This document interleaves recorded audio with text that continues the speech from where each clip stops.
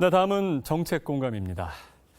보건복지부가 필수 의료 서비스의 지역 격차를 줄이기 위해 오늘 공공보건의료 발전 종합대책을 발표했습니다. 이번 종합대책은 책임 의료기관 지정 등 지역 의료 기반 강화를 통해 필수 의료 서비스는 지역 내에서 충족될 수 있도록 하는 걸 주요 내용으로 하고 있습니다. 자, 더 자세한 내용 정준섭 보건복지부 공공의료과장과 함께 나눠봅니다. 안녕하십니까? 안녕하세요. 네. 자, 과장님 먼저 오늘 발표된 공공보건의료 종합발전계획 어떤 내용인지 말씀해 주시죠. 네, 오늘 발표한 공공보건의료 종합 대책의 주요 목표는 필수 의료 서비스의 지역 격차를 해소해서 포용 국가의 기반을 마련하는 것이 되겠습니다. 이를 위해서는 지역의 의료 인프라를 강화해서 국민의 생명과 안전이 직결된 필수 의료 서비스가 지역 내에서 완결성 있게 적용될 필요가 있습니다. 이러한 목표 하에 공공보건의료의 책임성 강화, 필수 의료 전 국민 보장, 공공보건의료 인력 양성, 공공보건의료 거버넌스 구축 등을 주요 과제로 추진할 계획입니다. 네, 일단 내가 주 추진 과제에 대해서 말씀을 해주셨는데요. 이번 그 종합 발전 계획이 나오게 된 배경, 아무래도 지역 간의 어떤 공공의료 격차가 좀 심하기 때문 아니겠습니까? 네, 맞습니다. 잘 아시다시피 우리나라의 의료보장 제도는 전 세계적으로 모범적인 사례로 소개가 되고 있습니다. 짧은 기간 내에 전 국민 건강보험을 도입을 했고 모든 국민들이 저렴한 비용으로 쉽게 의료기관에 접근할 수 있도록 함으로써 국민들의 높은 건강 수준을 달성하였습니다. 하지만 여전히 해결해야 될 과제가 있는 것이 현실입니다.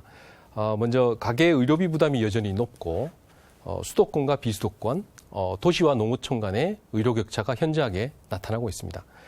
새 정부에서는 지난해 가계 의료비 부담을 낮추기 위해서 건강보험 보장성 강화 계획을 발표하고 현재 추진 중에 있습니다. 이와 함께 의료 서비스의 지역 격차를 해소하기 위해서 오늘 공공보건의료 종합대책을 발표하게 되었습니다. 그렇군요. 그렇다면 이제 우리나라의 공공보건의료 현황부터 한번 살펴보겠습니다. 어떻습니까? 네, 공공보건의료는 법률적으로 지역이나 계층에 관계없이 국민의 보편적 의료 이용을 보장하고 국민 건강을 보호하고 증진하는 모든 활동을 말합니다. 우리나라에서는 이러한 공공보건의료 기능을 수행하는 공공병원의 비율이 5.4%에 머물고 있습니다. 병상을 기준으로도 10.3%에 불과해서 OECD 국가 중 가장 낮은 수준을 보이고 있습니다. 물론 민간기관에서도 일부 공공보건의료 기능을 수행하고 있지만 전체적으로 매우 부족한 실정입니다. 네, 지금 이제 현황에서 말씀해 주신 것처럼 우리나라의 공공보건의료 기관 비율이 5.4%에 불과하고 병상도 10.3%. 그러니까 전체적으로 좀 낮은 편이고요. 이런 어떤 문제점이 있었기 때문에 이제 이런 종합 대책이 발표된 건데 우리의 공공보건의료가 가지고 있는 문제점, 지금 말씀하신 것 중에 어떤 것들이 또 있을까요? 네, 공공병원의 부족으로 인해서 응급이나 외상과 같이 국민의 생명과 직결되지만 수익성이 낮은 필수 의료 분야의 경우 공급이 충분하지 못한 그런 실정입니다. 특히 고위험 산모와 신생아, 그다음에 중증 어린이 환자, 장애인과 같은 의료 취약계층의 의료 서비스 역시 매우 부족합니다. 그리고 의료 자원 역시 수도권에 집중되어 있다 보니까 불균형이 심각한 그런 상황입니다. 이런 원인들로 인해서 지방의 치료 가능한 사망률이 서울에 비해서 30% 이상 높게 나타나고 있습니다. 취약지에 종사하는 공공의료 인력이 부족하고 공공보건의료 연계 협력 체계 역시 다소 미흡한 실정입니다. 네, 사실 이제 KTV 그 이슈본 프로그램에서도 뭐 지역에 산부인과가 부족하다 이런 내용의 프로그램으로 이제 좀 보도를 하고 그랬는데 아무래도 그런 부분에 있어서 좀 초점이 맞춰진 대책이 아닌가 싶습니다. 그렇다면 공공보건의료 앞으로 어떻게 달라지는지 말씀해 주시죠. 네, 현재까지는 공공의료가 시장 실패로 인해 발생하는 취약 분야를 보완하는 역할에 머물러 왔습니다. 하지만 앞으로는 공공의료가 국민의 생명과 안전에 직결된 필수 의료만큼은 선제적으로 적극적으로 제공하는 역할을 담당하게 될 것입니다. 공공의료의 대상도 기존의 취약계층 중심에서 모든 국민들을 대상으로 필수 의료에 대한 보편적 의료 이용이 가능하도록 하는 개념으로 전환하게 됩니다. 그동안 공공의료기관들이 분절적으로 서비스를 제공해 왔다면 앞으로는 권역, 지역, 기초로 이어지는 전달 체계를 구축함으로써 유기적인 협력 체계를 만들어 나갈 것입니다. 지금 과장께서 말씀하신 부분 중에 그동안 이제 보완하는 역할에 머물렀다면 앞으로 선제적, 좀 적극적으로 이제 간다 이런 내용이 좀 눈에 띄는데 아무래도 궁극적인 목적은 이제 필수 의료, 그러니까 공공보건 관련해서는 지역의 격차가 없는 그런 나라를 만드는 게 핵심 아니겠습니까? 목표와 과제 어떤 것들이 있을까요? 네, 말씀하신 대로 필수 의료의 지역 격차 없는 포용 국가를 실현하기 위해서 저희가 4대 분야 12개 과제를 추진하고자 합니다. 먼저 지역의 책임 의료기관을 지정해서 의료 인프라를 확충을 하고 권역, 지역, 기초로 이어지는 협력 체계를 구축하게 됩니다. 두 번째로는 응급, 외상, 심내혈관 질환과 같이 골든타임이 필요한 중증 의료에 대한 투자를 확대하고 취약계층에 대한 의료 보장도 강화하게 됩니다.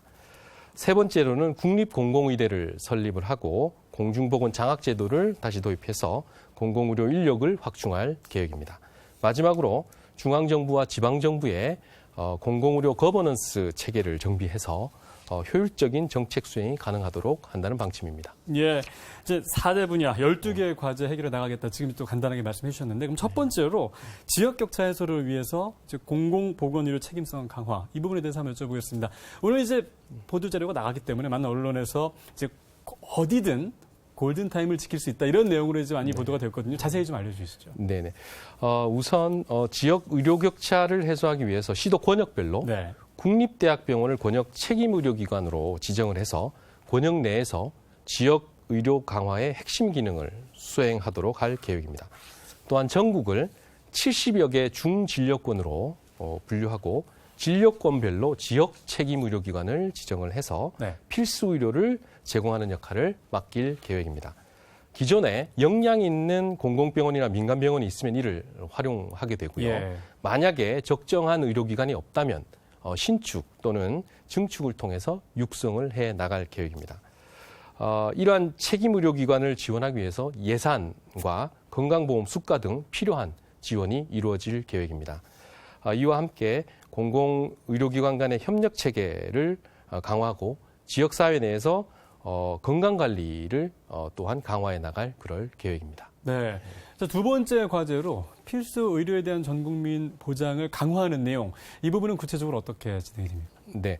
우선 골든타임과 관련된 응급, 심내혈관, 외상과 같은 중증 응급 환자가 적정한 시간 내에 적정한 진료를 받을 수 있는 비율을 높여 나갈 것입니다. 이를 위해서 지자체, 소방청, 그다음에 의료기관 간의 협업을 강화하고 필요한 재정 투자도 확대해 나갈 계획입니다. 대표적인 의료 취약계층인 고위험 산모와 신생아의 경우와 중증 질환 아동, 장애인에 대한 의료 접근성도 단계적으로 높여나가게 됩니다. 감염병과 같은 공정보건위기 상황에 대한 대응 역량도 지속적으로 높여서 국민들의 불안을 줄여나간다는 방침입니다. 예. 자, 그리고 이 부분 굉장히 중요한 부분인 것 같습니다. 공공보건 의료에 있어서 인력을 양성하는 문제인데요. 사실 그동안 조금 전에 말씀해 주셨지만 이제 수도권 위주로 이제 이런 어떤 의료 자원들이 집중이 되다 보니까 지역에서 일을 할 수 있는 의사나 이런 어떤 전문 인력이 부족하기 때문에 또 이런 게 많이 발생했거든요. 그래서 이제 공공의료 핵심 인력 양성 이 부분도 이제 강화가 되는데 우리나라 약간 좀 특성이라고 할 수 있을까요? 지원이 굉장히 많이 되지 않으면 또 이게 시간이 지나면서 어느 정도 또 공공의료 오히려 또 민간에 비해서는 좀 떨어지지 않나 이런 또 우려가 있을 수도 있는데 어떻게 이 부분이 진행이 됩니까? 네, 그 공공의료에 종사하는 인력이 많이 부족한 실정입니다. 특히 말씀하신 대로 지역의 경우 그 부족 현상이 매우 심각한 그런 수준입니다. 그래서 정부에서는 기존의 의과대학을 활용한 공공의료 배출이 한계가 있다고 보고 공공의료 핵심 인력을 양성하기 위한 국립공공의료대학을 설립한다는 방침입니다. 국립공공의대는 4년제의 국립대학 법인 형태로 설립이 될 예정이고요.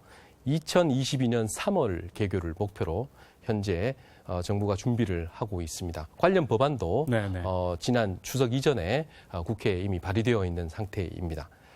국립공공의대 학생들의 경우 학비를 전액 지원받게 되고요.